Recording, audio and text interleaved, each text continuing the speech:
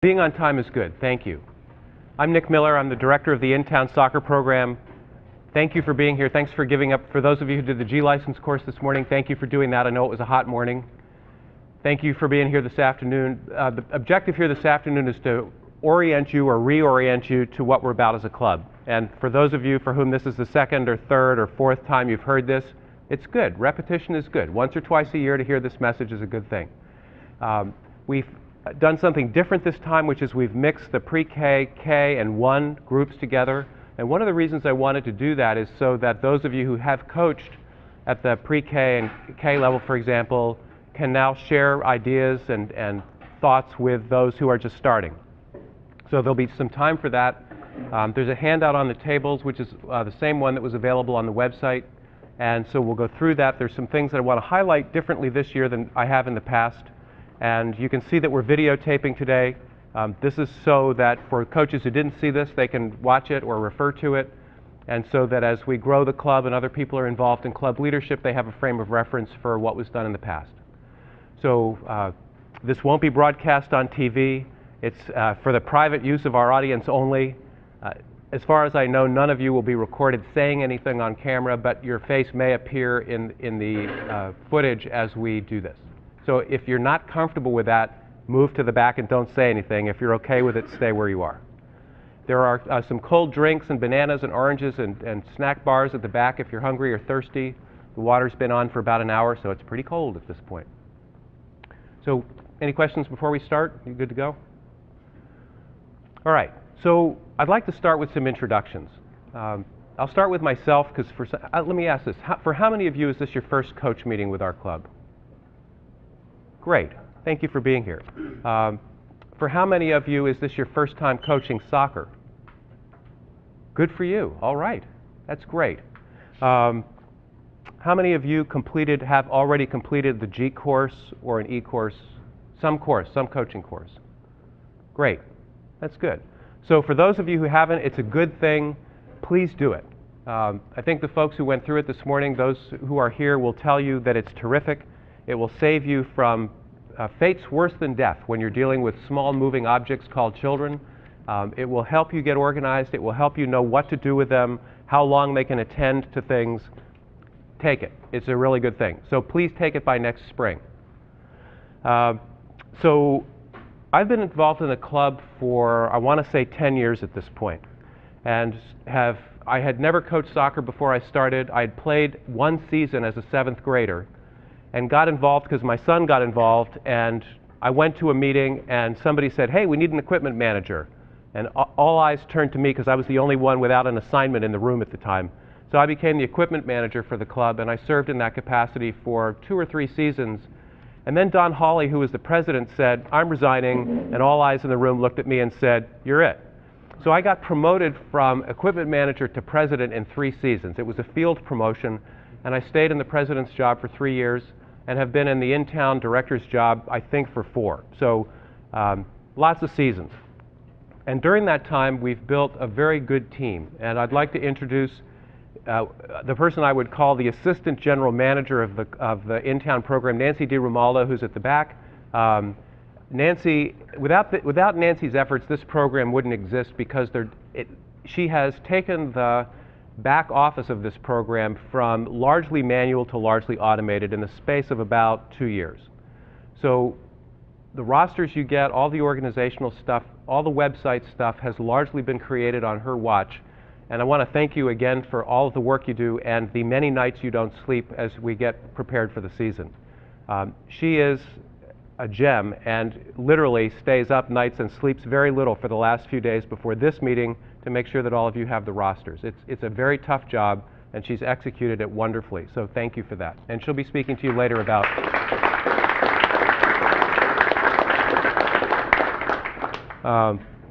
we also have age group directors, and we have an age group director for every age or major group. So for pre-K, Jay Fritz is the age group director.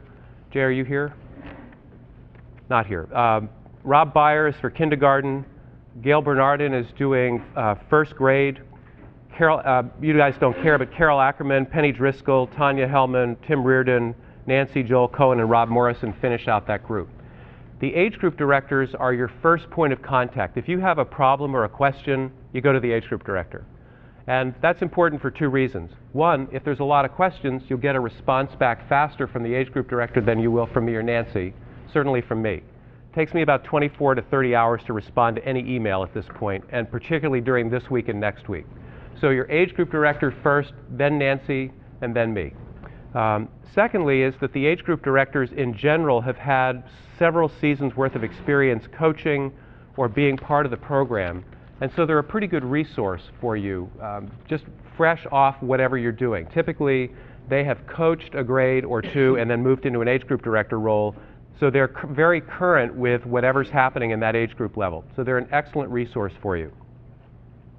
John Cunningham, whom some of you have met through the G course, is another very powerful coach for us. He plays the director of coaching role for the club and is, from a technical point of view, the person we go to for our questions. He also ran the G course today, and I think he's running the G courses tomorrow night and Tuesday night. So for those of you who haven't yet participated in the G course, you have 2 more chances to do that. Get it out of the way now. We're not going to turn this into a public television. Every 5 minutes I'm going to say that, but I want you to get that course. It will make such a difference to you in terms of how you were able to perform with the kids. Finally, I'd like to mention Al Antonitis' name. Al is the incoming president of the club as a whole. So the organization that you're part of is a corporation that has 2 divisions. The in-town division, which you're now part of, and the travel division. Travel division is for kids 3rd grade and up. They play other towns. The in-town group is pre-K through 4 playing in-town, and at grades 5 and 6 we play against Acton. So Acton and Concord Carlisle have made a little league so that our 5 and 6 teams play their 5 and 6 teams, and we share the fields home and away. So the kids do get a limited travel experience. That too is a terrific program. It's a little different than the rest of ours. They started today. Their first games were today. So that's very cool, and it's a neat thing to look forward to if your kids don't want to do the big travel program but want to have some exposure that way. So I'd like to spend just a few minutes talking about the club and why we think it's special. And this is particularly for those of you for whom this is your first experience with us. I can't say we're unique nationally, like there's no other club like us, but I would tell you that in the Boston area there are very few like us. And a lot of that has to do with our philosophy, particularly in the in-town program. The in-town program in the last 8 years has grown from about 300 players to a little over 900. And that far exceeds the rate of growth of those age groups in town. So we've created a program that is a nice mix between laid back and recess and highly structured. And that's a fine line to walk, but it's largely the philosophy is this is like organized recess. And I'm going to talk more about your job as coaches in a few minutes, but I just want you to understand that we've worked probably over the last 8 years to develop a philosophy about kids and coaching and parents that has really drawn a lot of people to us. And they stay with us. So our numbers hit 900 for the first time 3 seasons ago and have stayed at 900 for several seasons in a row. Typically we would have 400 one season, 250 another, and it would fall to spring, we'd have a significant drop-off. We don't have a significant drop-off anymore. So this is now become essentially a 2-season club with high levels of participation. We're not a feeder for the high school, although as you may know, the Concord High School team won the state championship for their division last year. All of those kids came through this program. All of them came through this program. They all started as kindergartners somewhere in this program. So we've, over time, on the boys' side and the girls' side, we've won state championships, but that's not what we're up to. What we're up to is 3 things. We're trying to create a place for kids to develop a love of this game and a love of learning about being physically active. We're also trying to help the people who are coaches to develop their skills at working with children. On the soccer field, yes, but more broadly. And for those who went through the G course, you can see that there's a lot of that course that's just about how to teach children, how to work with children. That's the second thing. So it's for the kids, it's for you, and then there's a community building aspect of this, which has to do with reaching across sports and reaching across towns to share the philosophy and be inclusive. We have had an impact on the way football is done in this town at the children's level. and baseball, because some of our coaches coach there, and they've had an influence on us. A lot of what we've now done in terms of registration we learned from the baseball club. So there's a lot of nice back and forth across the sports, across the towns. And Massachusetts, you may know, has the second highest number of youth soccer players in the country, second only to California. So you're in a soccer community here that if you get interested, if you get fired up about this, you're in a great state to do that. There's a lot of support here. And this club is a leader in the kinds of philosophies that you've learned about in the G course. So I hope that if you stay coaching with us, and I hope you will, that you grasp this philosophy, that you make it part of you, that you teach it, that if some of you become age group directors or the director of the program, that you continue doing this thing that we've started, this child-centric thing. You will hear me say later, we don't keep score, and philosophically we don't. The kids all do, of course, but we don't. As coaches, what we need to focus on is activities and competence. Scores take care of themselves. But have any of you heard of the Positive Coaching Alliance? I encourage you to go to their website. Just Google Positive Coaching Alliance. We're not officially affiliated with them. I'm a member, but as a club, we're not officially affiliated with them. But the Positive Coaching Alliance was started at Stanford University, and it's now a national force. And they teach something called double goal coaching. And the double goal part of it has to do with measuring and managing activities, not results. And for those of you who are in sales or business, you know that that's the way you affect behavior. You manage activities and the results take care of themselves. So double goal coaching has to do with managing activities. How many passes in a game? How many attempts on goal? How many kids touched the ball? How much did we possess it? It's all the things that will help you drive the behaviors you want in terms of teamwork and sharing.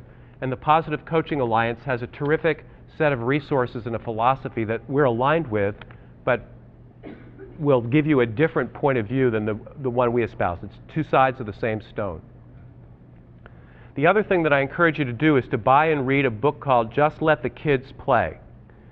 And the reason that we suggest that is that the philosophy of training parents how to be good fans is very much a part of what we're doing. 7 or 8 years ago, when I first got involved, there were, in this eastern Massachusetts, there were several parents in the soccer world who were served with injunctions prohibiting them from attending youth soccer games. In one case, a parent ran on a field and literally attacked a player from another school's soccer program. If you went even to some of our games, you could hear parents from our town and other towns shouting obscenities along the sidelines. You would hear them coaching. You would hear them riding referees very unpleasantly. For the most part, that has stopped. And it's stopped because over a period of 8 years, Don Hawley, who was president, I when I was president, Johanna Hunter when she was president, and Al, and all of the coaches and age group directors said that's not going to happen in our town anymore. And for the most part, it doesn't. We've learned as a town to cheer for the opponents as well as our own team. As the kids get older, we do less of that than I'd like.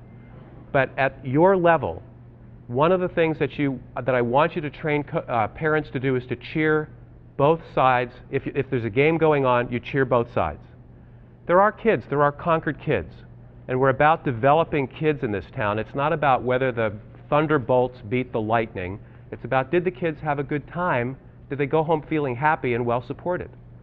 So some of you will have parent groups who only cheer when your child's team scores goals. It's not what we're looking for here. Parents have 3 jobs. And for those of you who've been through this meeting several times, you know what they are. First job is to stand on the sidelines and talk to their friends. Just drink coffee and talk to their friends. And the reason for that is if they're drinking coffee and talking to their friends, they're not getting really hepped up into this game of kindergartners that's unfolding before them, or first graders. So drink coffee and talk to their friends. Second major responsibility of parents is to cheer randomly. Now that's counterintuitive to most people, this cheering randomly. And what that looks like is if we're talking to our friends, it goes, ah, ba, ba, ba, yay! Ah, ba, ba, ba, ba, yay! And that's cheering randomly. Now that has two effects. One is that the children feel like you're paying attention, even though you aren't. So the fact that you're cheering about something gives them the feeling that you're paying attention. The second thing is that the random part of it means that the cheering doesn't have anything to do particularly with what happens on the field. Because the kids want to please their parents and they want to please the coaches. So they'll do whatever you cheer most for. So if what you cheer for is individual effort to score goals, then every kid forgets anything that you've ever said to them or done in practice, and what they want is individual effort to score goals. So if you cheer randomly, and I know you won't, but if you cheer randomly and you teach your parents to cheer randomly, the kids will try for about 10 minutes to figure out what you're cheering for, and then being smart, they will figure out that there's no correlation between what you're doing and what they're doing, which is a really important leap for them to make, and then they'll just play the game. I know this is counterintuitive to anything that your stomach tells you as a parent, but that's why you're here. I just want to lay this thought in your minds that if, as a coach, you want to cheer and reinforce and measure the things that you want to see more of, which is passing and teamwork and looking around and using their feet with the ball effectively. The parents, we just want them to show up and cheer all of that. Nice pass, nice look, nice space, nice day, nice coffee, nice friends, nice morning, hey! So as you listen to what happens on the parents' side, you might want to meet with the parents, and in your packets here there are checklists for coach-parent meetings at the beginning of the season. You might want to just demonstrate to them what I've demonstrated to you, which is the idea of random cheering. And they'll go, oh, right. But you'll have planted the seed. And then every week, talk to them again before the game. Thanks for bringing your kids. Thanks for feeding them this morning. Thanks for cheering randomly. Remember your jobs. Stand on the sidelines, talk to your friends, drink coffee, and cheer randomly. Got that? Great. Thanks. Have a great game. So you're in charge of parent education as well as child education. Now the last part of this is it's about educating you. Nobody is more passionate than a reformed, sideline, foul-mouthed, over-involved person. I wasn't foul-mouthed, but I was definitely over-involved. And so somewhere, you've heard the name Dean Conway, those of you who went to the G course. I got exposed to Dean Conway and I saw the path. And I've spent the last 7 years teaching what I learned from Dean Conway. So this is for you too. That when you go to soccer games or football games, I hope you'll notice what happens in the crowd, and even if it's just the 3 people around you, influence them to be good fans. And this is one last website I'll give you. There's a website called goodfans.com, I think, which is about, I mean, it's a small social movement started by one of my friends to promote the idea of being good fans. Go to it, buy the shirt, wear the shirt. I was wearing the shirt at a soccer tournament in Arizona, and my mouth got away from me, and I shouted something unkind toward a referee, and somebody standing next to me tapped me on the shoulder and pointed at my shirt. It's a good reminder for all of us, because we all get overexcited. So goodfans.com is a good place to go. Okay? So on your tables you have one of these packets. This is yours to take home with you. It's also available on the website. And what I'd like to do is to walk through this and just point to some things. I'm not going to read it word for word. I know you've reached the point that you can do that. But I just want to point to some things that are important. This is a reference tool for you. It can also be copied and used as a reference tool for your parents. So let's go to page 3. Great. So on page 3, rule number 1, when you have a question, go to the website. It's www.ccysoccer.org right there on the top. I would encourage all of you, if you haven't been, to spend about 20 minutes on the website. I'm going to go through some things that you'll need there, but your field maps, your field configurations, the rules, practice activities, more or less everything that you'll need to run a practice or a game in this in-town program is on the website somewhere. There's a tab for the in-town program, and there's a tab called Coach's Corner, and there's a tab called Fields. Those are the 3 tabs that you're going to need most. So let's go to page 4. I want to just point out on page 4 that the age group director names are here, so keep this at hand during the season. If you have a question, The age group director email addresses and phone numbers are here. Operators are standing by. Call them if you have a question. They're ready. They volunteered for this role. Please call them and ask them whatever you need. All right, let's go to page 5. This is a page that you might want to copy and share with your parents. It outlines the philosophy, it outlines the jobs of the parent. It talks about what your job is. And if you're able to recruit a team manager, which would be a parent who helps you with oranges and communication, it outlines the job of the team manager. So we got brief little job descriptions here. One of the things that we're going to come back to is you are not, it doesn't say, there's no bullet point here that says babysitter or childcare or transportation for everybody's kids except my own. So one of the things that you'll need to do as you start the season is to communicate with your parents and work out some ground rules, like don't drop off your kids and leave without telling me. Like, be here on time when practice is over, I have to leave too. Like, I need your cell phone number. If you're going to drop your kid and leave, I need your cell phone number. Those are all ground rules for you. You need to go over them at the beginning of the season and probably twice more after that, because your parents that with kids on your team are just as busy as you are. They figure if they can drop their kid off and go do something else, they're going to do that. And I know they have to in many cases. So you just need to set some ground rules that are comfortable for you. And if you have an assistant coach, then you can divide and conquer on that one. So let's go to page 6.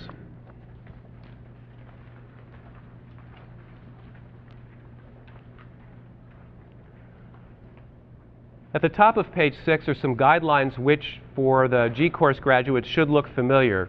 For those of you who haven't been through the course yet, the top one that's in capital letters is probably the most important one on the page. Plan your practices in advance. Come with 6 or 7 activities written on a 3x5 card that you've thought about in advance, because if you've done this once without knowing what you're going to do next, what you find is that small children are a little like atoms where you apply heat and they get excited and they start to move quickly and randomly. Kindergartners in particular are fun like that. You get them excited, it's a nice day, they're out of school, they've been in school all day, field, soccer ball, lots of space, and you're very excited, you're up, hey kids, it's nice to see you. And they immediately levitate 3 levels of energy and start to move randomly, because what molecules do is they move till they reach equilibrium in whatever space you give them. So the idea is to have activities that confine them in space, like put up cones, stay inside the cones, that confines them in space, and so you channel the energy into a relatively small, manageable space. And then if you've got your activities worked out, you can manage them from one activity to another.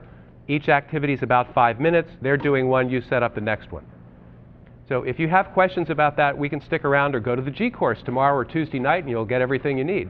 But that, if you haven't gone and can't go, is absolutely fundamental.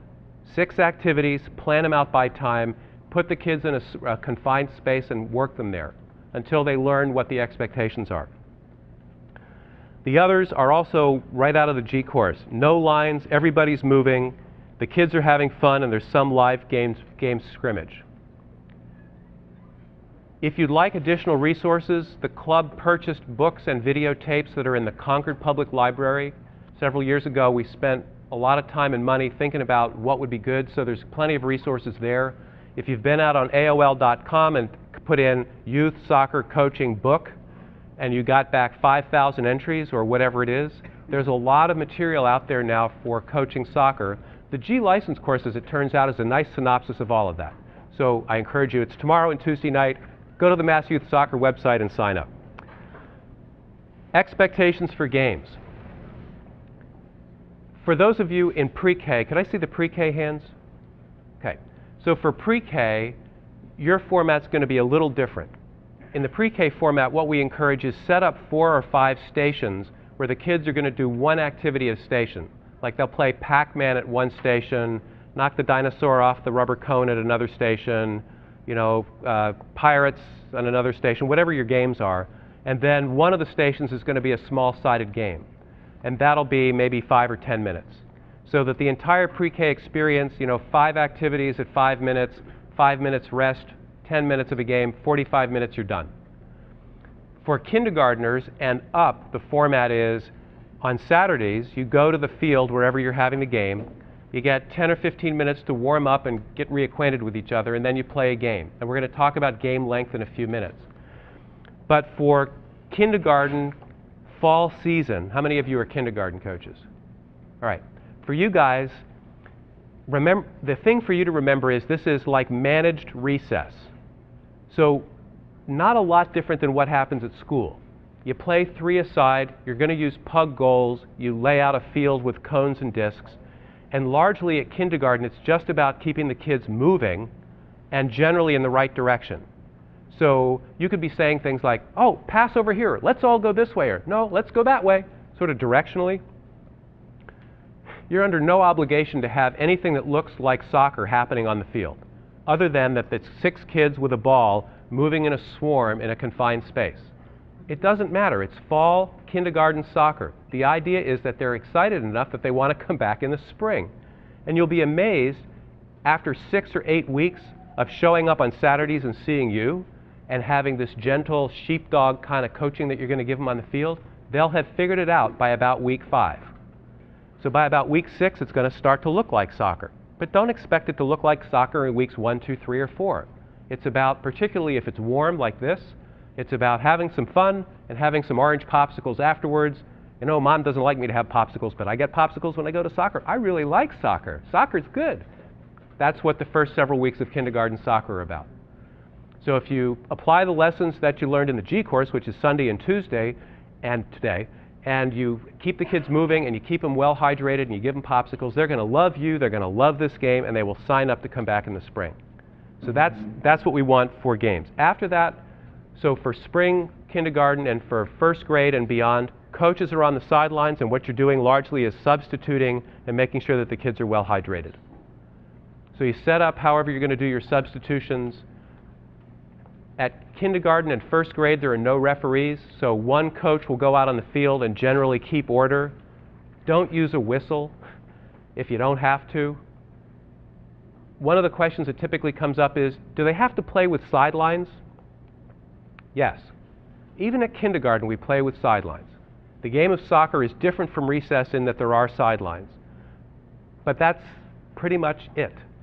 So if a ball goes out of bounds, you just push the ball to somebody and say, kick it in. It's as informal as you can possibly make it for kindergarten soccer. For first grade soccer, they've mastered some of this. They know about sidelines. They may remember to kick the ball in. We're not throwing it at first grade. So the coach on the field who's doing the referee function, it's just gentle management. And if there's an obvious foul, like Billy Bob runs from one sideline to the other and knocks Mary down and drives her hard into the dirt, you have to check. If she's not bleeding, there was no foul. Okay, there was a foul.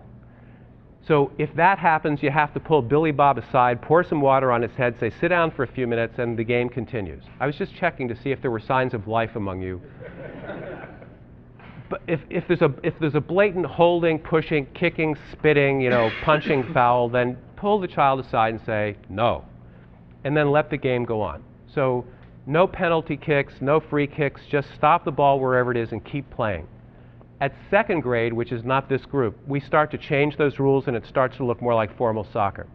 But you are really about organized recess, helping kids learn about working together, applying some simple skills, and it'll surprise you, even if you don't coach very much, they're going to get better.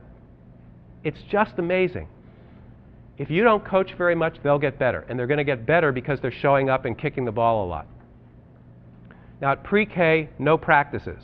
So you show up Saturday morning at the appointed time, you do your thing, you give everybody popsicles, you go home. And then you're good for a week. At first grade and up, or kindergarten and up, we encourage one play group or practice a week. So you get the kids together for 30 or 45 minutes, run through some of the activities, everybody has a ball at their feet, everybody's moving, and you send them home. And then you meet again on Saturday. It isn't until we get to travel soccer that we do 2 practices a week. So this is informal, and if you don't want to have any practices or your parents can't agree on a practice time, just say, look, I'm going to be on this field at this time. If anybody wants to come, great. It can be as informal or formal as you'd like to make it. But the idea is you're building social networks as well as helping with soccer here. Balanced teams and lopsided scores. Try as we might to create teams that will have half their games that they win and half that they lose, it rarely works out that way. Why is that? Two reasons. One is that some among you will not be able to restrain yourselves and will attempt, some of you successfully, to coach your kindergartners like they were training for the World Cup. And it's possible to do. You can teach kindergartners and first graders a lot of soccer that we don't plan to teach them if you want to. Is that a great thing?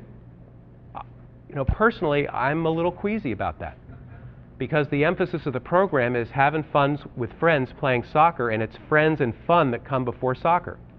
But if you go to the G license course or the F license course or the E course, you're going to learn things that will help you teach kids faster. So because most of you have gone, I'm expecting the level of play to go up a little bit. But there are a few coaches that are just so gung-ho that they've got their kids using strategies and tactics on the field that are designed to produce a lot of scoring quickly. Like, every time you get the ball, kick it long down the field toward the goal, and then we're going to swarm down there and just overwhelm them and put the ball in the net. Yeah! We have coaches like that. Not many, but I can count 2 or 3 that have come through that are like that. So you may run into somebody like that. If that happens, you call me and say, "This guy's a jerk," or whatever you'd want to say to convince me that there's a problem. And then I'll talk to the coach and say, "Look, you got to back off a little bit."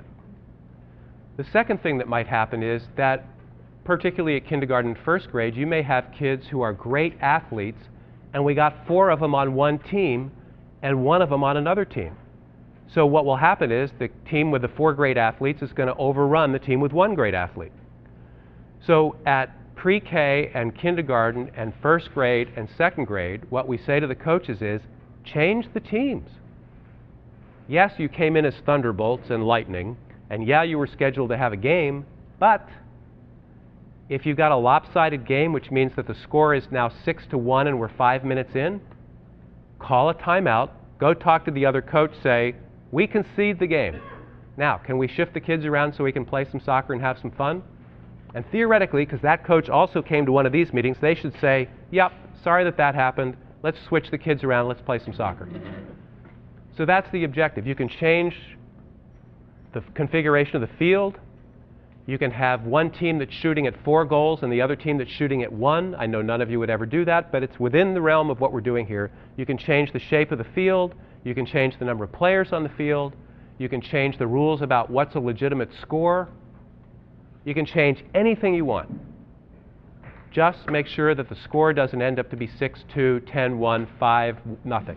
It should be 3-2, 6-4, 25-18. Whatever it is, it should be relatively close. And if you have a series of experiences where there's a team that's just very strong and hasn't gotten that philosophy yet, again, call your age group director, call me, and we'll talk to people. Is that clear? And I'll tell you, nobody ever calls until November. And they say, you know, there was this guy. Well, by November, I can't do anything about it. And then I forget who it was, and it's spring, and we're short coaches, and then I allow her to coach again or him to coach again, and we just repeat the pattern. So I need to know during the season so I can go and watch them and say, you know what, I think you should change the game. And I'll do that. But I need you to call me and tell me that that's happening. All right, let's keep going. Any questions on that? Yes, sir. Is it fair to say that you discourage wagering on the games? The question was, would it be fair to say, do we discourage wagering? Yes. All wagering is cash wagering. Only if it's cash wagering? Well, wait, I mean, what about for oranges? Think for yourself. There's no policy on that one. All right, changing the schedule. I just want to speak about fields. Part of your responsibility is to take care of the fields we have. Because the weather has been so dry and the grass is pretty much dead, except on the football field, which gets watered, the fields you play on are not in good shape. If we get a lot of rain in the next couple of weeks, like on a Friday night, and you go out to your field and it's soup, please don't play on it. Reschedule. Because if you play on it and it gets all rutted and like that, as soon as the rain stops and it hardens, we've now got an unplayable field. So Willard, for example, is a little challenging at this point. It's got the best grass of any elementary school, but it's going to be a little challenging. Cousins will be a nightmare if it starts to rain. Rideout, for those of you who are going to play there, it will be terrific. It's got nice turf. Spalding Field in Carlisle has pretty good turf.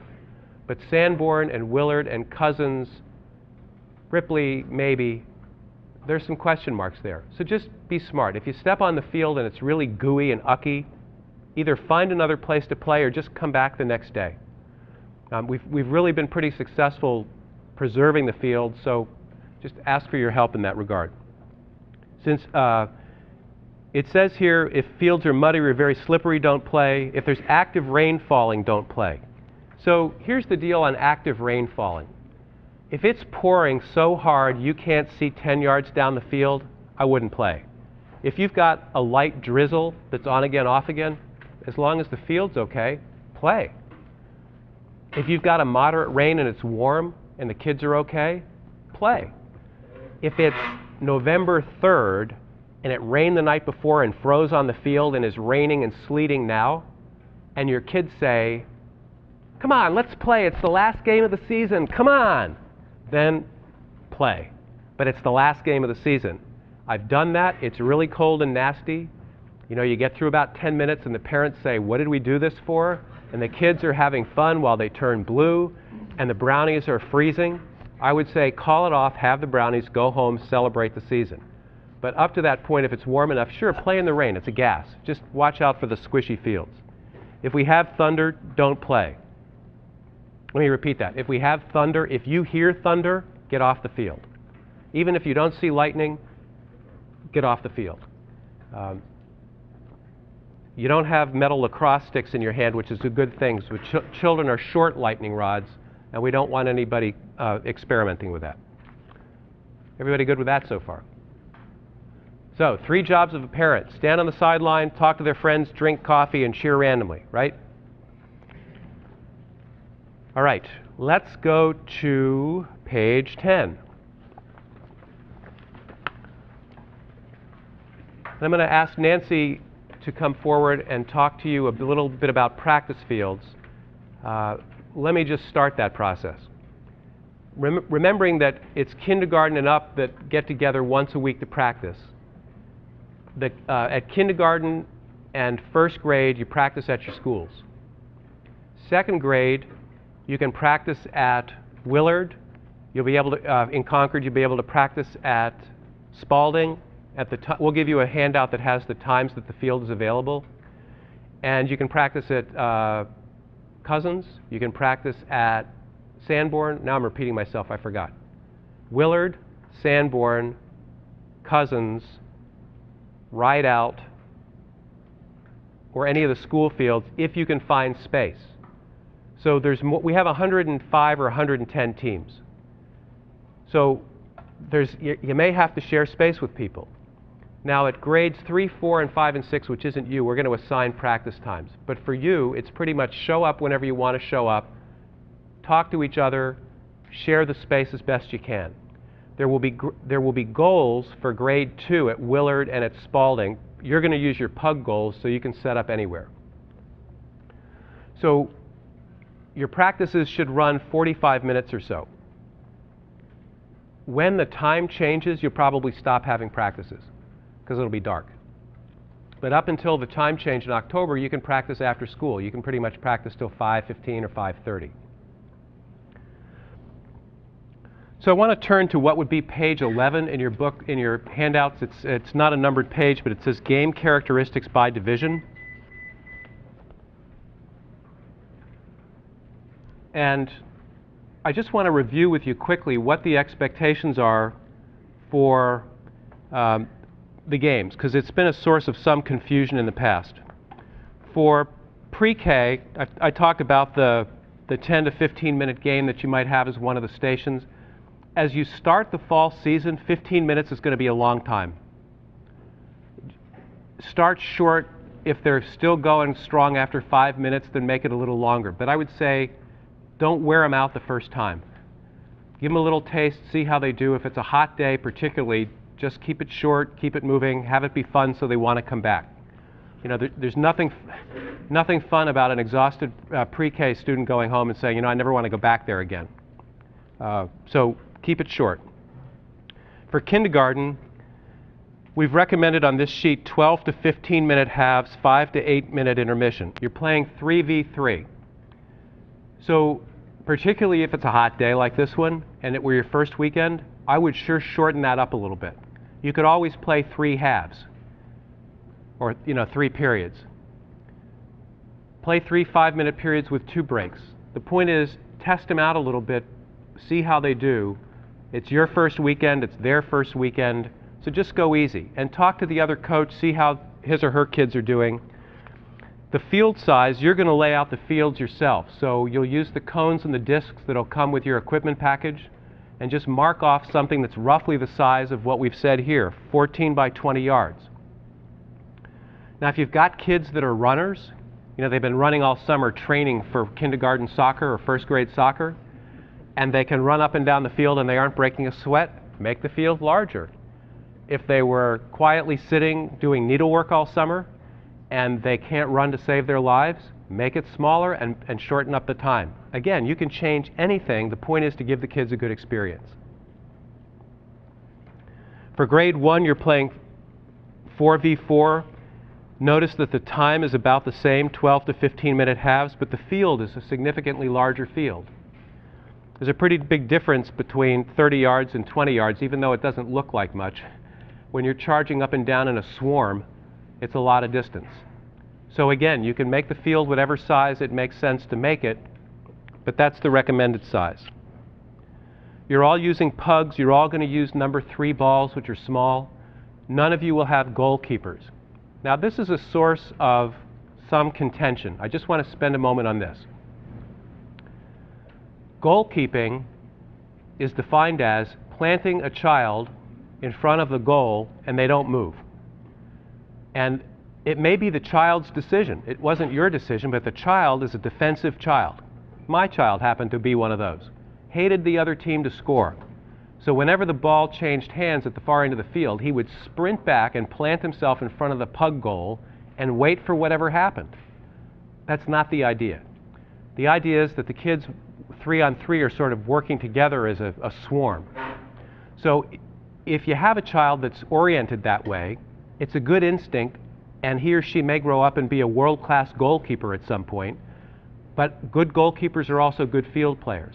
So you just have to try to include them and keep them moving. And that's just something you do gently in a game or gently in practice. Come on, Billy, move up, help Mary, help Bobby. And particularly if you're on the field with a kindergarten team, sort of shepherding them, it's something you can do. You can just get behind them and gently shove them forward. Here, let's go this way. Don't touch them, just influence them with your greater energy field to move forward. We haven't yet reached the point where a kindergartner will turn around and say, "You touched me, I'm calling my lawyer." We haven't quite gotten there yet, but you never know. So just influence them with your energy field and your karma.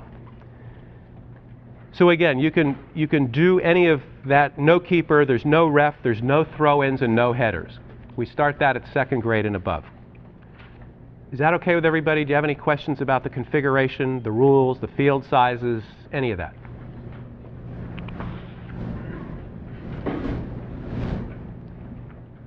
Feel free to remind each other about these principles. I recognize I'm speaking to adults who grew up learning to stay inside the lines. And so you'll set up your fields, you'll have the games, it'll be 18-1, and you'll think, well, bad day for them. It happens, just not a series of weeks like that, okay? Now, on the next page, it says Rules Highlights. I think we've covered all of those, but if you need a quick reminder, the pre-K rules for the games that you play, the small-sided games you play, are the same as for kindergarten. So it's pre-K and kindergarten. On the website, you will see when you go to Coach's Corner and to the in-town site, there are several places where we give more expansive treatments of rules. If you have questions about them, call the age group director, and if that doesn't work out, call me. I wrote the rules, so I know what they are. All right, let's talk about equipment and rosters and like that so we can start moving it toward the door. When you leave here, I'd like you to say thank you to the bald, good-looking guy at the back who's our equipment manager now. His name is Michael Brophy.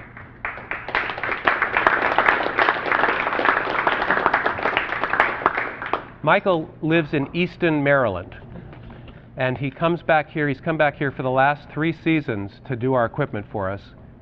He took over basically when I stopped doing the equipment. And he does a fabulous job. So each team is going to pick up one of these, a Hud Goal, which I'll talk about in a minute. Yep, for pre-K, there's a site coordinator for each site. So if you're in pre-K and if you haven't been told you're a site coordinator and you would know that by now, don't pick up a Hud Goal. But if you're a kindergarten coach or first grade coach, you want to leave with a Hud Goal, Michael and Nancy and I will show you there's a bag with your team name on it that has balls, shirts, and a roster in it. Check the roster before you leave. Check to make sure that you've got the number of shirts that it says you should have, and if you don't know how to interpret that, then ask Nancy or me. She knows. She'll instruct me. It's a new roster set. I haven't seen it yet, but she'll instruct me quickly so I can help interpret this for you. Some of the pre-K kids bought shirts, many didn't. The kindergarten kids and first graders are the ones where the shirt concentrations are the heaviest. So you want to have a Hud Goal, you want to get a set of cones and discs. We're not doing whistles this year, but you have cones, discs, Hud Goal, shirts, and roster. So you'll pick that up on the way out. And then at the end of the season, we'll send you probably 10 emails about this. If you are going to coach again in the spring, you keep the balls. However, you turn the Hud Goals in. And the reason for that is they're about 85 or 90 bucks a set.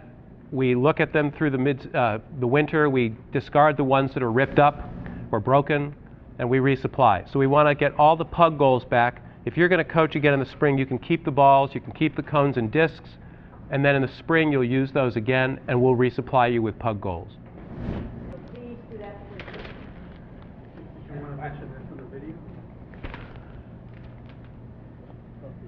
Yeah, that'd be good.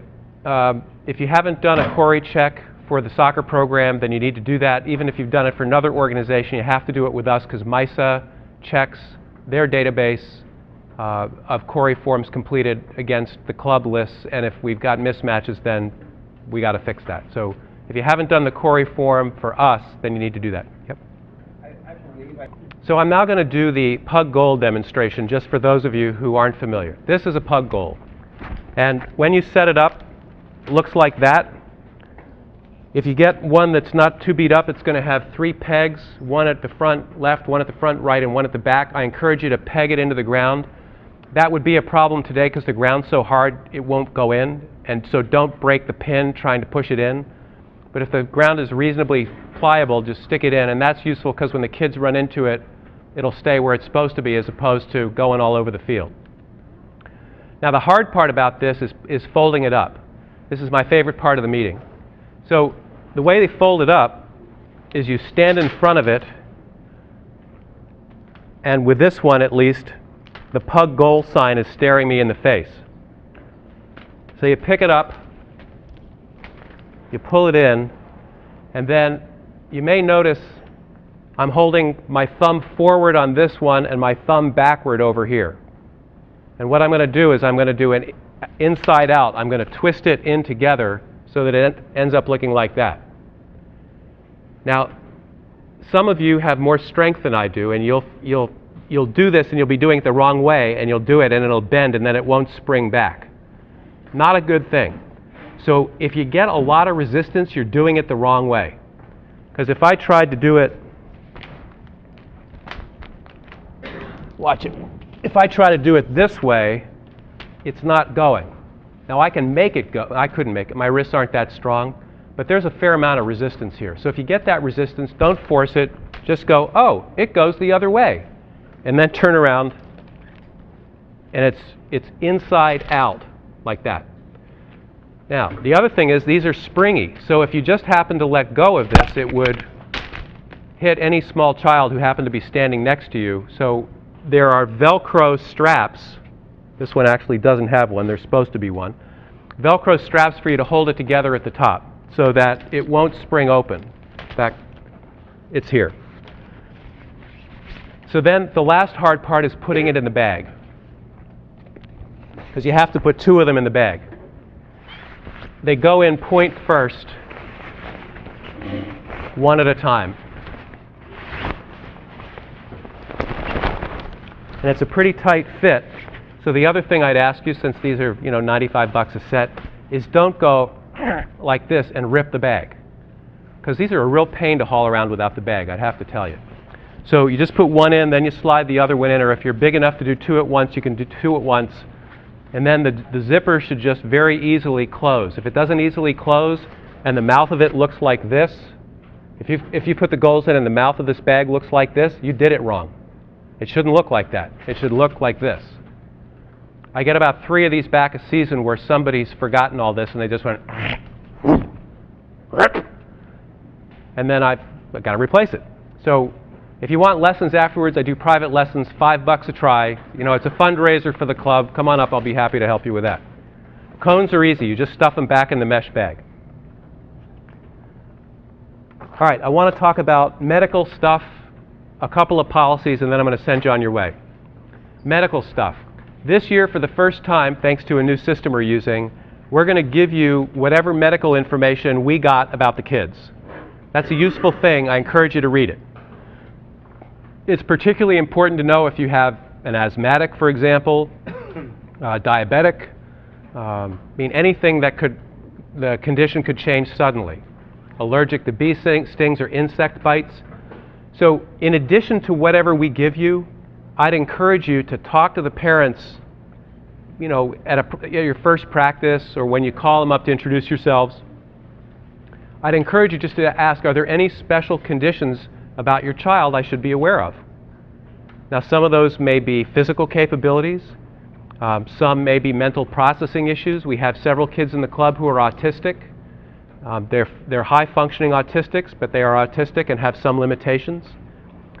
You may have kids, we've had a kid in the past, you may have heard about him, who has one leg, and he played in our program and is now about to climb Mount Kilimanjaro. It just blows us all away.